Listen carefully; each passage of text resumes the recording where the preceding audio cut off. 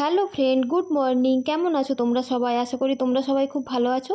তো আমরাও খুব ভালো আছি। তো আবারও একটা মিনি ব্লগ শেয়ার করতে চলে এলাম। তো বাইরে এতই বৃষ্টি পড়ছিল যে কখন সকাল হয়ে গেছে বুঝতেই পারিনি, তাই ঘুম থেকে উঠতে একটু লেট হয়ে গেছিলো। তাই চটজলদি করে চলে এসেছি সকালের ব্রেকফাস্ট বানাতে। তো আজকে সকালের ব্রেকফাস্টে বানাচ্ছি আলু ভাজা আর পরোটা আর সাথে ডিম সেদ্ধ।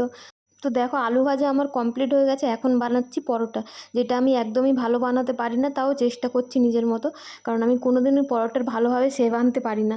তো চলো, তো সকালের ব্রেকফাস্টটা চটজলদি করে নিই। তো তোমাদের এই বৃষ্টির দিনে কাদের কি ব্রেকফাস্ট বানাচ্ছো প্লিজ কমেন্ট করে জানিও। তো দেখো, ব্রেকফাস্ট আমার রেডি, সবাইকে দেওয়াও হয়ে গেছে। তো আমি এখন নিজে নিয়ে বসে পড়েছি। তো এই যে দেখো, ডিম সেদ্ধ, আলু ভাজা আর পরোটা। তো আমি নিজেও খাচ্ছি। এই প্রথমে একবার একটু বরকে খাইয়ে দিলাম, যেহেতু ওর আগেই খাওয়া হয়ে গেছিলো, তাই। তো মোটামুটি খেয়ে দেখলাম যে খারাপ হয়নি, ভালোই হয়েছে। তো যদিও আমি পরোটা সেরমভাবে বানাই না, তাও। তো এই যে দেখো, বর এখন রেডি হয়ে গেছে, যাবে একটু কাজে।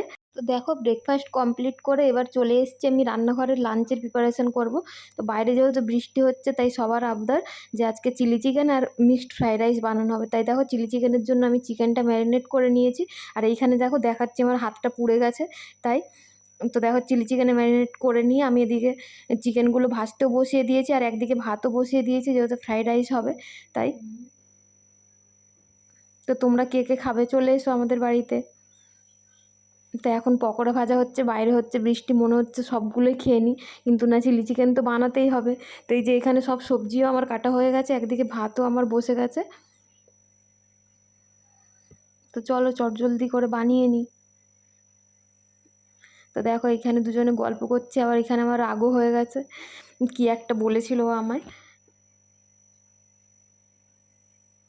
তো আবার দেখো, দুজনে গল্প করছি আর বানিয়ে নিচ্ছি।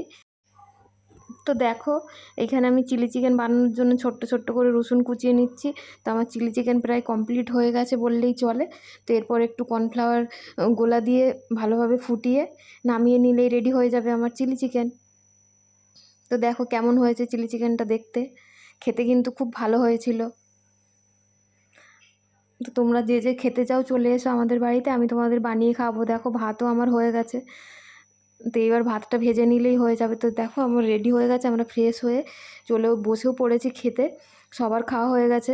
তো আবার একটু বেরিয়েছিল কাজে, তাই আমাদের অনেকটাই লেট হয়ে গেছে খেতে। তাই এই যে দেখো, কড়াইতে করে গরম করে নিয়েই চলে এসেছি। দেখো, চিলি চিকেন আর মিক্সড ফ্রাইড রাইস, এতে আমি এগ দিয়েছিলাম আর চিংড়ি মাছও দিয়েছিলাম। তো চল, এবার বর খেয়ে বলুক যে কেমন লেগেছে খেতে। তো দেখো, ও এখন খাচ্ছে আর বলছে যে খুব সুন্দর হয়েছে, আর এদিকে আমিও নিয়ে নিয়েছি।